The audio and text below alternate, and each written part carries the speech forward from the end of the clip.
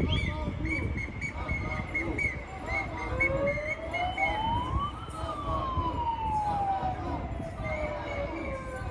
ты можешь заметить, у меня тоже в Европе не всегда светит солнце, голубое небо и поют птички. В своем первом видео я упомянул то, что карантин я прохожу в одном общежитии, а жить я буду совершенно в другом. И уже больше месяца я живу в общежитии с 17 листопада, то есть это общежитие 17 ноября. Оно расположено на улице 17 ноября, и, как мы знаем из истории, просто так, в честь каких-то случайных дат, улицы не называют. И действительно, сегодня, 17 ноября, сегодня государственный праздник, но он приурочен не к одному событию.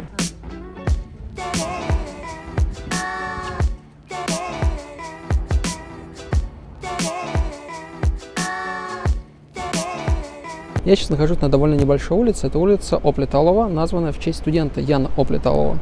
Как нас учит история, если что-то названо в честь студента, то студент, скорее всего, погиб не своей смертью. На дворе 1939 год, 28 октября.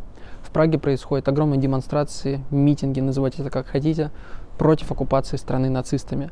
На этом митинге студента Яна Оплетала ранят выстрелом в живот. 11 ноября, к сожалению, он скончался. 15 ноября проходят его похороны и начинается новая волна протестов. Это все жестко подавляется, закрываются все университеты и колледжи в стране. 1200 студентов отправляются в концлагерь Заксенхаузен, а 17 ноября 9 из них казнены. Уже позднее в Лондоне в 1941 году дата 17 ноября будет объявлена Международным днем студента.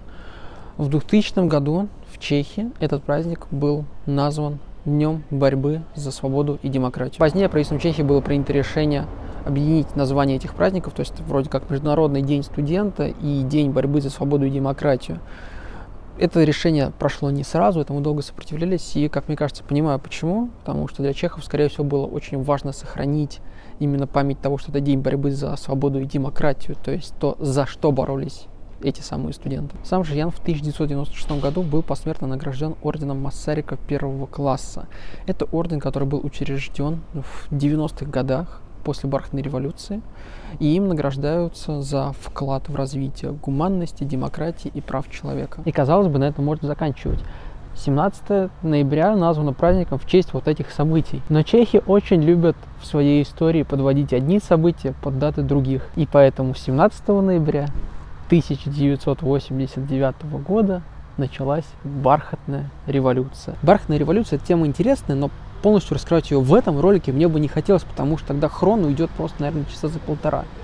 Но если тебе интересно, да, там напишите комментарии, я тут посмотрю, почитаю статейки, в принципе, могу снять отдельный ролик на данную тему. Так что в этом ролике я просто, так сказать, в схемах и мемах расскажу про это событие, но все равно следите за руками, можно запутаться. После Второй мировой войны Чехословакия была социалистической республикой.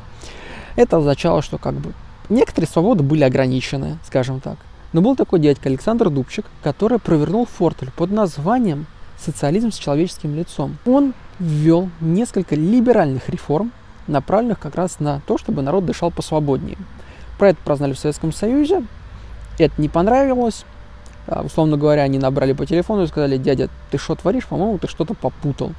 Его быстренько убрали, народ начал на эту тему бухтеть, произошла Пражская весна, и за Пражской весной произошел такой период под названием период нормализации, то есть попытка вернуть общество к тому, что было, не к либеральным реформам, а как бы до. В обществе начало нарастать, мягко говоря, негодование. Им осточертело быть под чьей-то оккупацией. Чехословакия хотела быть сама по себе. И вот наступил 1989 год. Год поистине горячий, в прямом и переносном смысле, потому что произошло самосожжение студента Карлова университета Яна Палаха против оккупации войсками Варшавского договора в общем и Советского Союза в частности. Чехословакии. Были митинги, постоянно были протесты, посадили больше 200 человек, в том числе такого дядьку, как Вацлав Гавел. А это, на минуточку, будущий последний президент Чехословакии и первый президент Чехии. Таким темпом наступило 17 ноября. Мы уже знаем, к чему приурочена эта дата. Вышли студенты с протестами, за студентами подтянулись театралы, за театралами работяги. ЦК уже почуял неладно, а 27 числа это все полностью переросло в общенациональную забастовку, что повлекло отставку правительства и так называемую Бархатную революцию. И 29 декабря уже политический строй изменился. Итак, чему нас учит эта история? Ну, во-первых, неизгибаемая воля чехословацкого народа к свободе. А во-вторых, наверное, тому, что как бы государство не хотело представить в глазах человека огромным левиафаном, это не так. Любое государство – это продукт человеческой природы, продукт человеческого труда.